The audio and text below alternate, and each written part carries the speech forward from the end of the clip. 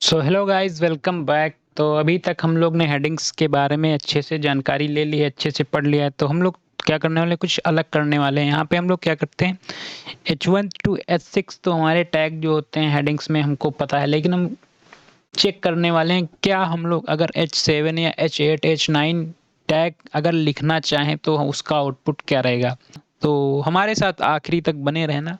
तो चलिए शुरू करते हैं और जानते हैं कि हम लोग HTML हेडिंग्स में H7 H8 या H9 का यूज़ कर सकते हैं या नहीं। तो सबसे पहले हम लोग अपने हेडिंग्स को नॉर्मली लिख लेते हैं। जो हमारी हेडिंग्स हैं H1 H2 H6, उनको हम लोग एक बार रन करा के देखते हैं उससे क्या होगा, देखते हैं आउटपुट हमारा क्या रहेगा। तो सबसे पहले हम लोग चलते हैं अपने ब्राउज़र पे और मैं यहाँ पे करता हूँ गो लाइव। तो हमारा आउटपुट कुछ इस तरीके से आ रहा है। यहाँ पे हमारी हेडिंग 1 है, हेडिंग 2, हेडिंग 3, ऐसे हमारी सारी हेडिंग एक लेवल से आ रही हैं। तो अभी हम लोग क्या करते हैं, कुछ अलग करने की कोशिश। हम लोग क्या करेंगे, यहाँ पे ऐड करेंगे H7। देखते हैं होता है कुछ या नहीं होता है। तो हमने लिखा H7। अब देखिए यहाँ पे एमेट एब्रीविएशन भी नहीं आ रहा है हमारा H7 लिखने पे। अगर हम लोग H5 या H3 कुछ भी यूज़ करेंगे तो यहाँ पे एमेट एब्रीविएशन पूरा सिंटेक्स को कंप्लीट कर देगा, क्योंकि H1 टू H6 एमेट एब्रीविएशन के बाद बाय डिफ़ॉल्ट सिंटेक्स बना हुआ है। H7 कोई टैग होता ही नहीं है, इसलिए इसने एमेट एब्रीविएशन भी नहीं आ रहा है। तो हम लोग क्या करेंगे, इसको अपने तरीके से लिखते हैं बाय मैनुअल। हम लोग क्या करेंगे, मैनुअली लिखते हैं H7 और लिखते हैं यहाँ पे दिस इज हेडिंग 7, और इसका आउटपुट देखेंगे हम लोग स्क्रीन पे भी। और इसके बाद मैं क्या करता हूँ, एक हेडिंग लेता हूँ H8 नाम से, इसको भी हम लोग लिख लेते हैं दिस इज हेडिंग नंबर 8। तो ये हमारा हो गया 8। एक और ऐड कर लेते हैं जस्ट फॉर एक्साइटमेंट। तो यहाँ पे हम लोग लिखते हैं H9। H9 लिखने के बाद हम लोग लिखेंगे दिस इज हेडिंग 9। अब हम लोग क्या करते हैं, इसको करते हैं पेज को सेव और चलते हैं अपने ब्राउज़र पे, देखते हैं उसका क्या इफेक्ट हुआ हमारे ब्राउज़र पे, क्या इसका रिजल्ट रहेगा। तो यहाँ पे आप लोग फ़र्क आसानी से समझ सकते हैं। मैं क्या करता हूँ, अपने इसको फुल कर देता हूँ।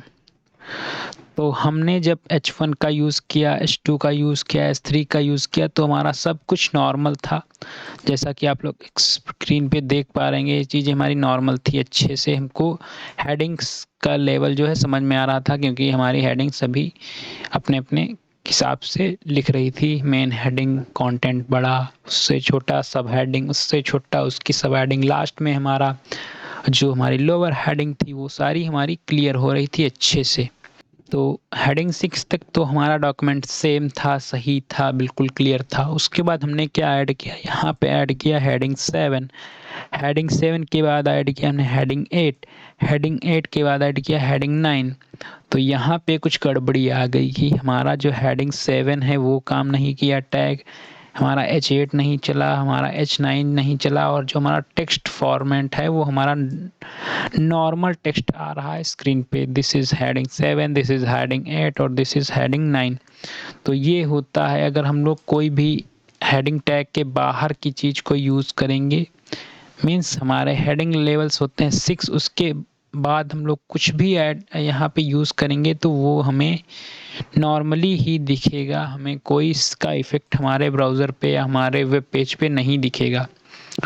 तो आशा है कि आपको क्लियर हुआ होगा कि हम लोग हेडिंग्स को हम लोग H1 टू H6 तक ही यूज़ कर सकते हैं, बाकी हम लोग यूज़ नहीं कर सकते हैं। उसके अलावा हम लोग ने बात की थी इसके सीरीज़ के बारे में कि हम लोग H1, हमने डोंट्स और डूज़ में शायद हम, अगर आपको याद हो, हमने डोंट्स और डूज़ में पढ़ा था कि हम लोग ने हमको क्या करना है क्या नहीं करना है, हमको H1 का यूज़ कहाँ पे करना है, H6 का यूज़ कहाँ पे करना है। तो हम लोग वो भी एक बार देख लेते हैं। मैं क्या करता हूँ, सबसे पहले H1 टैग यूज़ करता हूँ, एक बार फिर से दिस इज़ हेडिंग।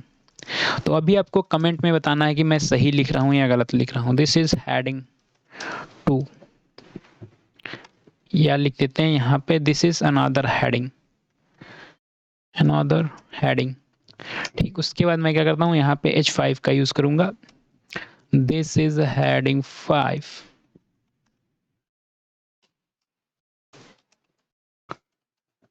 ठीक, इतना क्लियर। मैं इसको सेव करता हूँ और चलते अपने ब्राउज़र पे, देखते हैं क्या इफ़ेक्ट होगा। So this is another heading, ये हमारा H1 टैग है। दूसरा वाला वो अच्छे से चला, हमारा हेडिंग 5 भी अच्छे से चला। तो अभी हम लोग ने क्या समझा था, डोंट्स में हमको क्या नहीं करना है वो हमने पढ़ा था। तो हमने क्या किया, एक हेडिंग हमने मेन हेडिंग H1 को हमने यूज़ किया है पहले भी हमारे वेब पेज पे सबसे ऊपर। उसके बाद हम लोग क्या कर रहे हैं, यहाँ पे एक और हेडिंग H1 टैग का यूज़ कर रहे हैं जो कि हमको नहीं करना है। ये हमें क्लियर है, ये हमको नहीं करना है।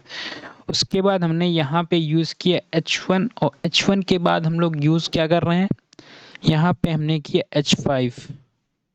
और डोंट्स में हम लोग ने पढ़ा था कि हमको ओवरलैप नहीं करना है। हम लोग H1 लिखेंगे, उसके बाद H2 लिखेंगे, उसके बाद H3 लिखेंगे, उसके बाद H4 लिखेंगे, H5 ऐसे हमको करते हुए जाना है। ठीक, अगर हम लोग ऊपर से सेम चीज़ देखें तो हमारा सिंटेक्स यहाँ पे ब्रेक हो रहा है कि हमको सबसे पहले H1 लिखे, उसके H6 तक गए, उसके बाद हमने H1 यूज़ कर लिया, उसके बाद हमने H5 यूज़ कर लिया। तो ये हमको नहीं करना था हेडिंग्स टैग में। तो आशा है आप सभी को ये सारे डोंट्स और डूज़ क्लियर हो गए होंगे। नहीं क्लियर है तो आप लोग कमेंट्स में बता सकते हैं, हम लोग और अच्छे से समझा सकते हैं इसको। तो मिलते हैं नेक्स्ट वीडियो में किसी नए टॉपिक के साथ, तब तक के लिए जय हिंद, जय भारत।